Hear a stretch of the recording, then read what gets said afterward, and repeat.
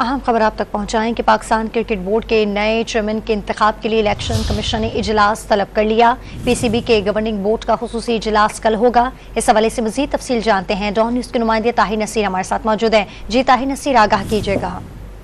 جی دیکھیں، Pakistan cricket board کے نئے چیئرمین کے انتخاب کے سلسلے میں پی سی بی کے گورننگ باڈی کا خصوصی اجلاس کل دوپہر 2 بجے نیشنل کرکٹ اکیڈمی میں ہوگا۔ الیکشن کمشنر شاہ خاور نے اجلاس طلب کیا ہے۔ گورننگ باڈی کے خصوصی اجلاس میں چیئرمین پی سی بی کا انتخاب کیا جائے گا۔ گورننگ باڈی میں پیٹرن کے 2 نمائندے محسن نقوی اور مصطفیٰ رمدے شامل ہیں۔ آزاد جموں کشمیر ڈیرہ مراد جمالی، لاڑکانہ اور بہاولپور گورننگ بورڈ بھی شامل ہے۔